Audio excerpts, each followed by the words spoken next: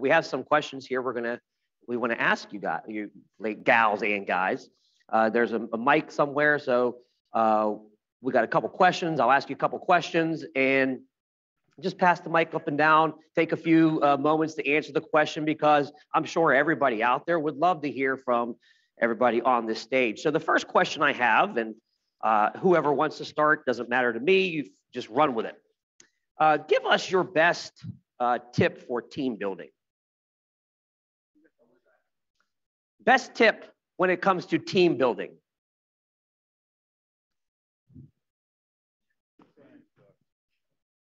John Mesco. Best tip for team building is answer your phone. Okay, that's a real good tip. If you don't answer your phone, you're not going to communicate. So I think the biggest tip is communication with your team.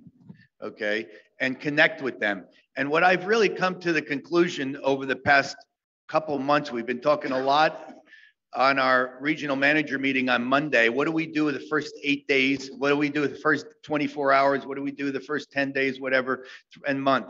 So I think it's utterly important, if you're going to be a recruiter, to make contact with that new trainee the first 24 hours. Utterly important. You know, just recently I had 8 or 10 new ICAs, and you know, I called them within 24 hours and only one answered the phone, you know, and you just got to accept some of that. Since then, though, 4 more have called me back and spoken to me. So I think it's just very important to communicate with your trainees. You communicate, let them know they got somebody they can lean on, and that will help keep them in the business long enough to do something. Okay. Well, my tip is you got to work with your people. You got to make sure they understand what they have to do.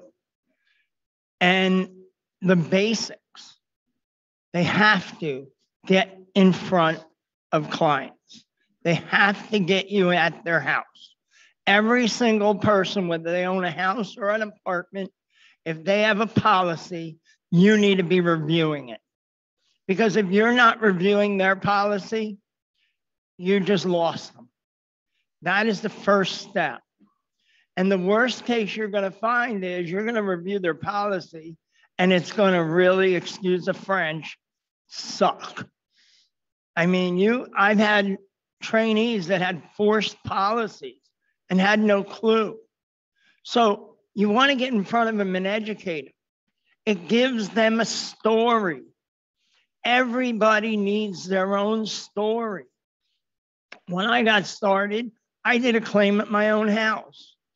The adjuster, I would never write the claim that I did at my own house now, but the adjuster told the insurance adjuster, this is a new guy in our company, and can we pay him something? And they paid me $1,800 on a claim that wasn't worth nothing. But it really excited me. And I kept going.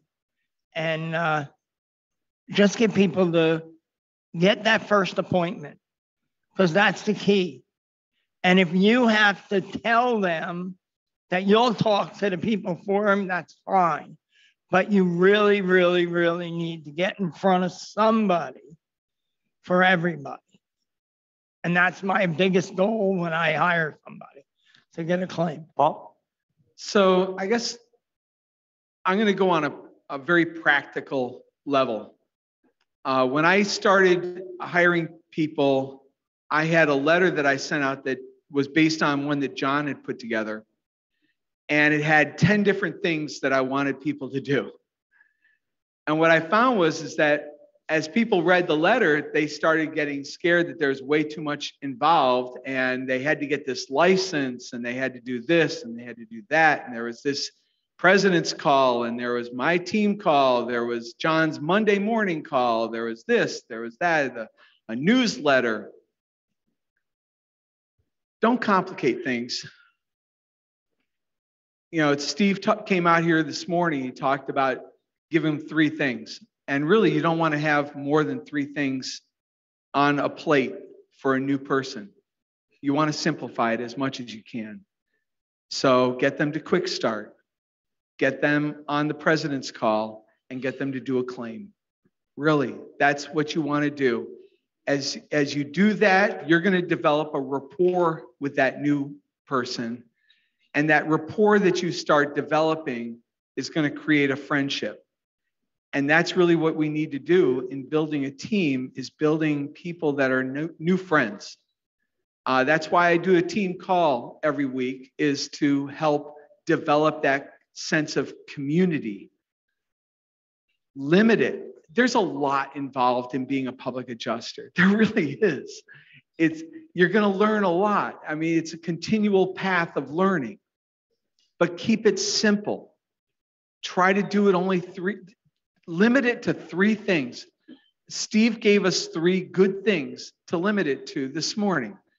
And if you do that, then your team will duplicate that as they build their teams.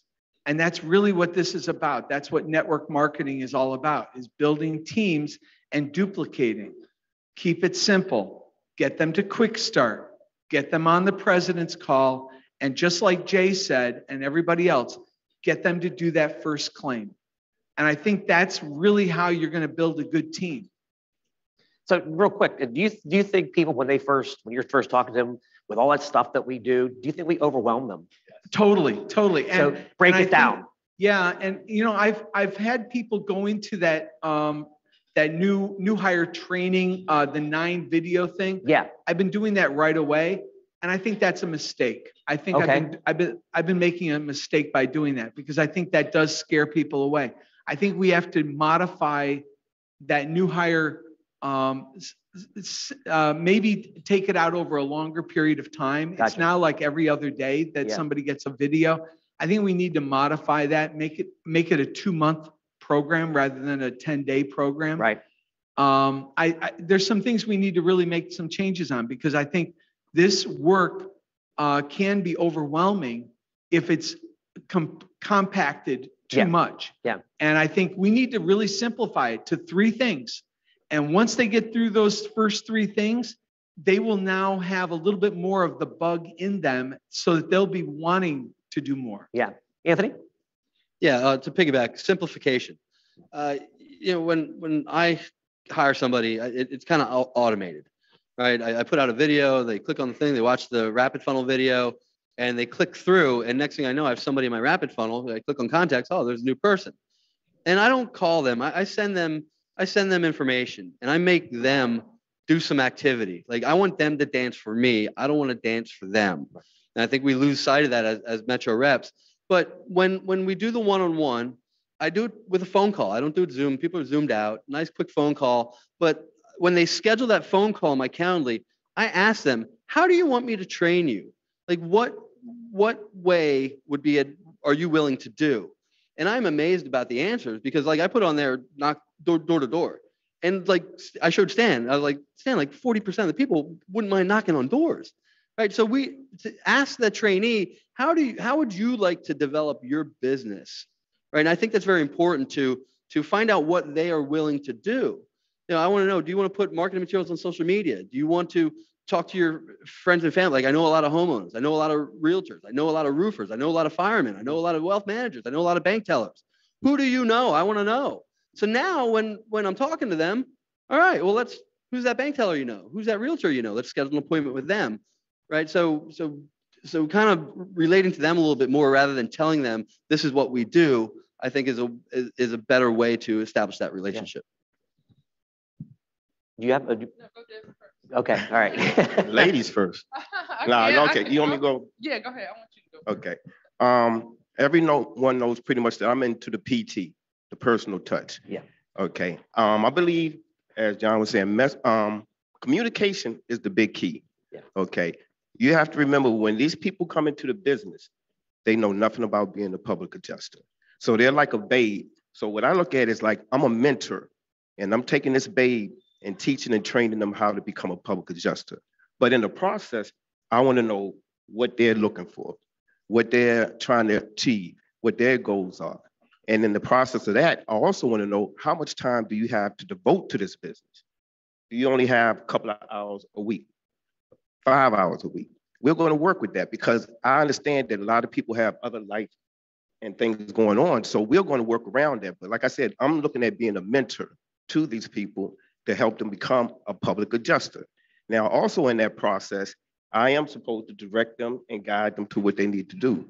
Now, like they were saying, Paul and everybody was saying, we do inundate them with a little bit too much.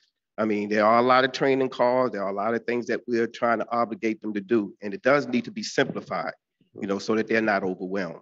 But one of the few things, like they said, is helping them to achieve their goals, but also understanding that we want to become a public adjuster and the things that needed to do that. Now, the main thing is everybody joins this business to get paid. So one of the things is helping them get paid as soon as possible. So what I like to do is always give them the things they need, the tools they need up front, but mainly get them out in the field to actually see what it is they came to become a public adjuster, how we do it, but also to get them that money as soon as possible. Yeah.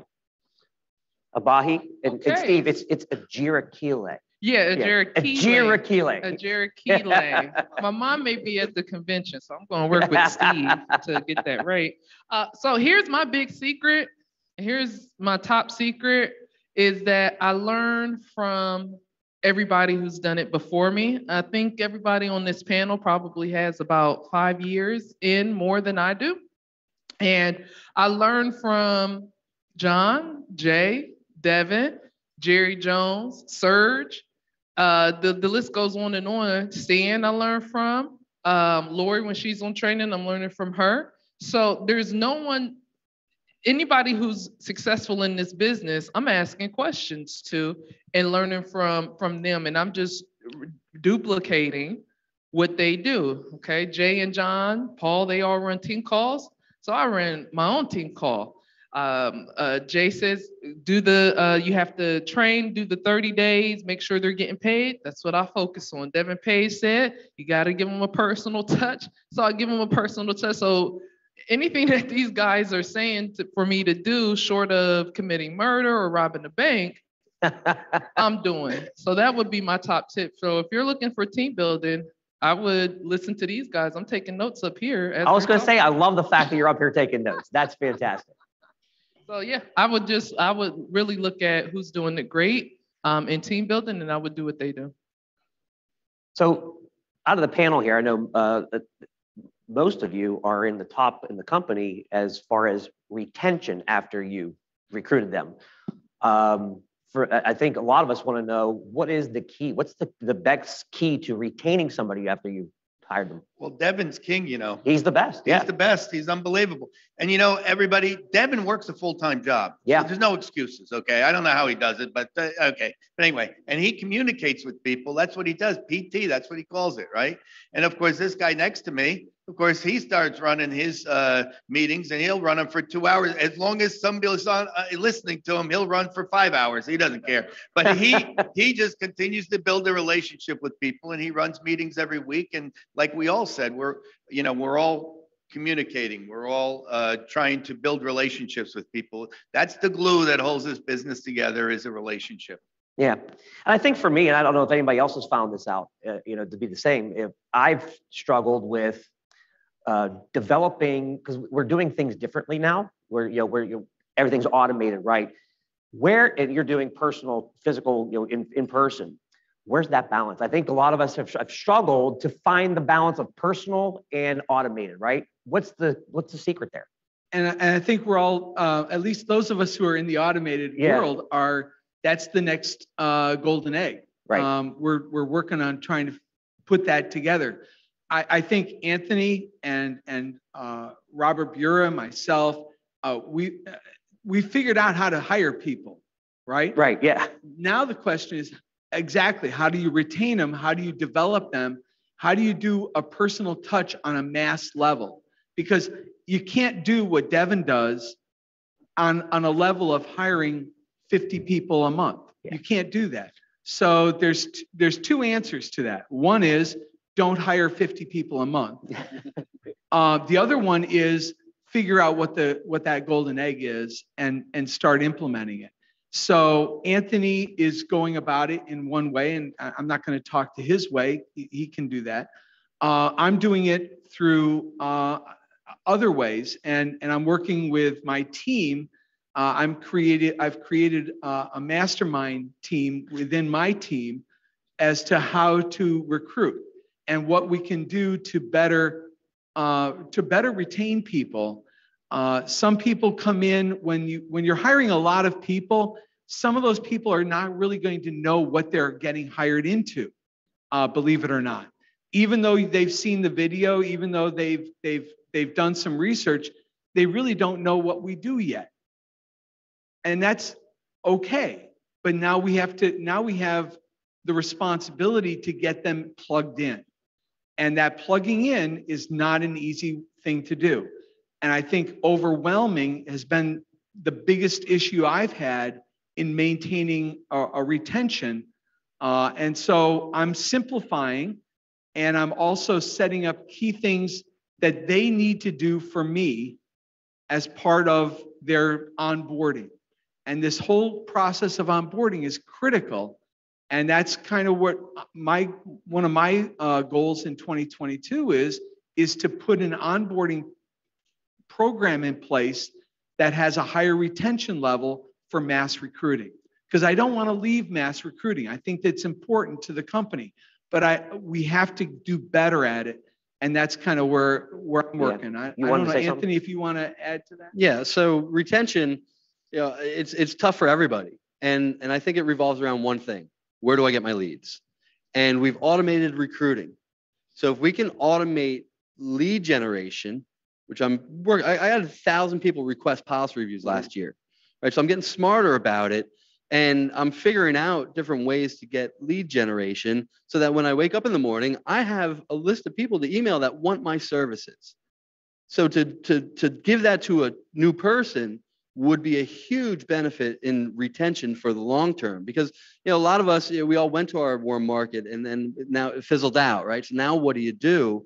And so to be able to automate that I want a policy review when you coming over is awesome problem to have. Yeah. And so I right now, like, I have it where I don't talk to anybody who didn't have a claim recently and has an eyesore in their home, because I ask them before I even meet with them. I say, hey, listen, do you want a policy review? Yeah. Hey, listen, a lot of people are owed money for eyesores. Do you have an eyesore? Yes, let me know. So when I do my PCR, like, I only schedule it with people who have claims. Yeah. Right. So I don't waste any time. So that's going to be a huge leap into retention as we develop this throughout the year. Yeah. Devin, you're number one. I mean, you're one of the best. Well, what's your secret? With the personal touch is the education and the training. Okay. Okay. Like I said, when we bring them on, they know nothing about being a public adjuster. But what they have seen, hopefully in an ad or article, is something that has stroked their interest that they want to do. So like we're saying, when they come in, they hardly know anything about being a public adjuster. We want to limit what they know initially, because what we want to do is start off like a babe. You start with milk. Okay. Then you go into meat. Okay. But at the same time, they're seeing this business, and you're walking and mentoring them through it and holding their hand. Some of them need hand holding. Okay. If they fall apart, that's on them. But if you've done your job correctly and showed them how to do this business and showed them the value of it and teaching them that we have a very valuable service of going out and educating the consumer and then also helping them with their situations, it's on them if they want to stay and continue on. But we have given them what they needed. And in most cases, if we're doing it right, they want to stay and continue and make the money. Okay.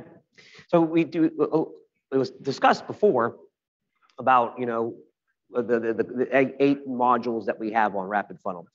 I'd like to hear from a couple of you. Briefly discuss on how when you hire somebody, how are you educating them? How are you making sure they're getting the education they need to learn about public adjustment? What's the best way to do it? What are you utilizing? Somebody, anybody. How we're educating? Yeah, how are your people getting educated? How are you making sure your new hires are getting educated? This man right here. Okay. All right. Well, I do 2 meetings a week, Okay. a Tuesday and a Thursday. They're 2 hours each. The people come when they want to. The biggest thing you got to do with people, and I hate to tell people this, 80% of everybody you hire is a waste of your time. You let them come to your meetings, you work with the people that are going to move forward. If you retain 20% of everybody you hire, and you're hiring 30 to 50 people every month, you'll have a huge team. You'll make a lot of money. But your job is to identify the people that are going to do it. And you can't work with the dead wood. And that's what people do. They have a major issue with, oh, I hired it. No, you gotta identify. Every person I hire comes through a PIP. And they come through a PIP for an hour. And they know what we do. Then from there, they're going to decide if they want to come to training. I always tell people when the trainings are, but I make sure I tell them you don't have to come to everything. You come to what is available to you. And I have a group in California that's growing really big. And all of the trainings now are on in Metcore on the Facebook page there, because they can't make the times that everybody else can, because there's a 3-hour difference. So you want to educate people where everything is, and you want to work with the willing. Does everybody understand that everybody isn't willing? But 20% are. And you just got to identify those 20%. Thanks, Jay. So what's the number one question everybody has when they come into business, everybody? What's that? All right, leads. Where do I get claims? So wouldn't you think it would be advisable to discuss that with the new trainee up front so they don't blow out? Okay. So I decided on Thursdays, I guess maybe a year ago, I started doing a Thursday 12 o'clock meeting with anybody that signs up with me on my team downline. So, and I tell my recruiters on our team to put those people in that 12 o'clock meeting. I generally spend an hour. Sometimes it goes an hour and a half, depending on questions. But I take people through my last 20 claims that I personally wrote and explain to them where I got those claims from. And most of them are through referral. And a significant number of those are through recruit referrals, right? So they know that. Because a big question people have is, do I have to go out and get my own leads? And what's my answer to that? If you want to, you can, but you should learn how to do that, okay? And I give them 1 or 2 stories on how I was at a picnic or something, and I talked to someone and I wrote a claim and I recruited someone at my family picnic. So it's that easy. Open your mouth, don't be a closet adjuster, and talk. Explain to people, get your elevator speech down. So I go through an elevator speech with them, how to do that. And so just to talk to people. So I try to make them feel comfortable with talking about the business. And I tell them all, don't, and I learned this from Stan Mason, and I don't know why I just resisted it for many years. You know, and Stan does the 3-way call. I don't allow any of my new people to make calls on their own because every one of them blow it. They all blow it, okay? They say too much, they throw up on everybody, and they talk themselves out of appointments. I say, I don't want you talking to anybody unless you call me first, put me on the phone with them, boom, I make the appointment just like that. So I teach people how to make those appointments. I think that's important. And I make as many appointments as we want. So. And then one piece I learned from John, what we're doing for training is if you do a PCR, I'm allowing my trainees or my new hires to read through some of the slides. So I know, you know, I'm not having to, I told them you don't have to do any work, but when they start to read, it engages them, and I think it's better developed because they're not just listening to the same thing that they heard when they were in the PIP. So I'm actually having them read the first, I think, 6 or 7 slides up until where the 3 pictures pop up.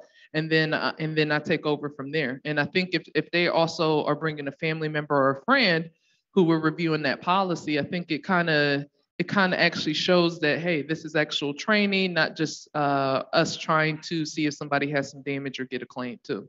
Yeah. And one other thing to that, I'll usually ask the client, the property owner, hey, Mary and Joe, how did Susie do?